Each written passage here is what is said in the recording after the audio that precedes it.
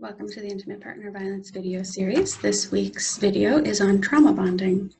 Check out the resources on the website that go along with this video, and if you feel triggered or emotional about any of the information, pause, do some self-care, reach out for support from a family or friend or our office. You can also contact Mobile Crisis if you are in crisis. So today we're talking about trauma bonding, and we'll start with what is a trauma bond. A trauma bond is loyalty to a person or relationship that is abusive.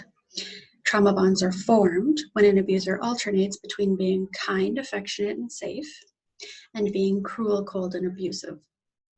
And so this is a survival mechanism that comes when we're in situations where the person or the relationship can be really cruel and hurt us and make us scared, but then also can be the person or the thing that takes that fear away and makes us feel safe and comforted.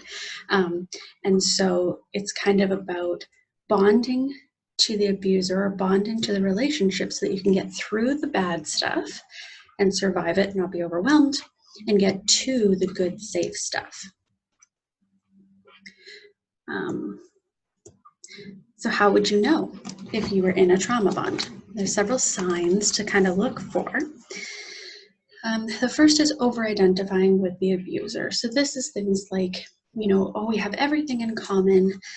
We like the same music, movies, books, and so that all of your personality, your characteristics, your interests are the same as the abuser. So it's very much like you are the same person.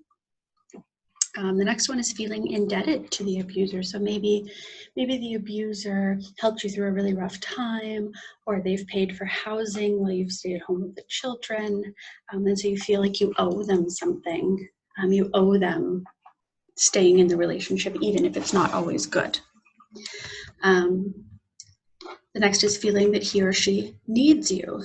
And so this is where you'll hear people say things like, well, if they didn't have me, they wouldn't be able to make it.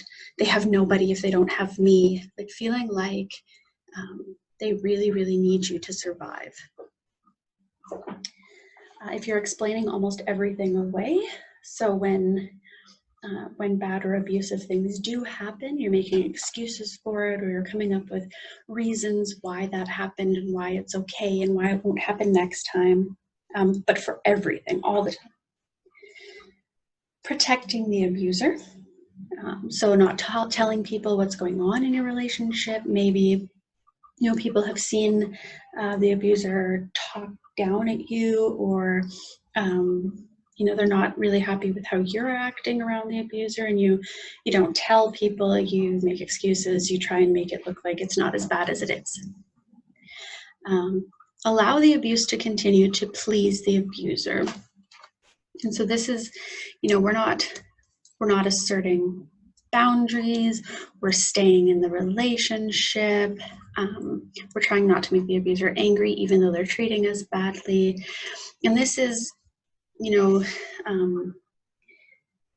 not so much, allowing it, saying it's okay, but not standing up against it. And that's a survival mechanism too. Often when we start speaking out against the abuse, it gets worse. And so it's sort of twofold. One is to please the abuser and keep them happy, keep things calm. And also because then we're not escalating the abuse, we're not putting ourselves at greater risk. And desiring love and affection from the abuser despite being hurt by him or her. So this is that I want to get to that good, safe, cared about feeling, even though I know that they can hurt me and make me scared. Trauma bonds are really a form of survival and resistance. And so when we talk about trauma bonds, sometimes people feel some shame around having been in a trauma bond or being trauma bonded to their abuser. But really, trauma bonds are there to reduce attempts to resist the abuser. So we're not standing up, we're not fighting back, create acceptance of the situation, and defend the ego from trauma. So this is really our brain and our body's way of only giving us as much information about the bad part of the relationship that we can handle without being completely broken apart.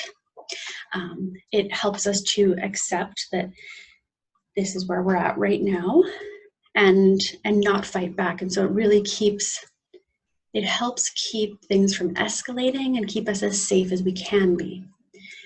And so the formation of a traumatic bond then is not simply a form of appeasement, but a powerful tactic aimed at preserving self-determination, agency, and psychological stability in the face of dwindling autonomy, safety, and security. You bond to survive, not just physically, but emotionally. So what this is saying is, you know, we stay and we try and keep things calm, keep them from escalating so that we can have as much decision making, as much power, as much control as we possibly can, even though it's not much often, and try and just stay safe and relatively okay despite how bad things can get. It really is about survival. And so there are some ways to start breaking that trauma bond and really seeing the situation for what it is, and to start questioning, am I really in love? Is this really the relationship for me, or am I in a trauma bond? And so the first is to make a commitment to live in reality. So instead of explaining things away, instead of making excuses, look at life and the relationship and the person you're with for what it is, right? Live in real time. So this is not living in the past, thinking about how it used to be. Often, it can be very nice in the beginning. Not living in the future and thinking about how it could possibly be, but looking at right now. How are things right now?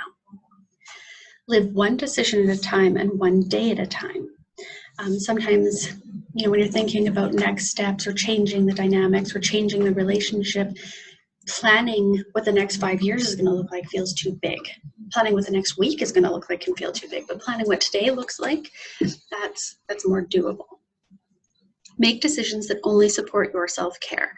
So not what's good for your mom or your sister or your brother or your best friend, not what's good for your partner, what's good for you. Start feeling your emotions. Often part of traumatic bonding is sort of numbing and losing touch with our inner feelings. And so we need to plug back in and start going, how do I feel? Do I feel angry? Do I feel hurt? Do I feel scared? And then learn to grieve. There's a lot of grief around losing the good part of a relationship, losing the hopes and the dreams. And it's important that you can let go of those pieces as well. Understand the hook. So understand what it is that stops you from leaving, that brings you back to the relationship, the thing that really hooks you in. Because when you understand what it is, you can prepare and plan for when it comes up. Write a list of bottom line behaviors or deal breakers for yourself. So it's very important to know we all have a line of, I'll put up with this much, but if you do this, let's say if you cheat, then I'm done. Write down those, if you do this, I'm done kind of behaviors so that you have a very clear picture of what your deal breakers are. Build your life, build some independence, get hobbies and activities that make you happy, and build healthy connections with people who support you, who care about you, who are compassionate and empathic. These are the people that are going to help you to recognize your worth, and healthy relationships, even though they can feel a bit uncomfortable because there's not that back and forth between really scary and really comforted, they become more comfortable over time. So hopefully you found this video useful. If you want more information or support about trauma bonds or any of the other topics, you can contact our office at 306-244-0127. And for now, stay healthy.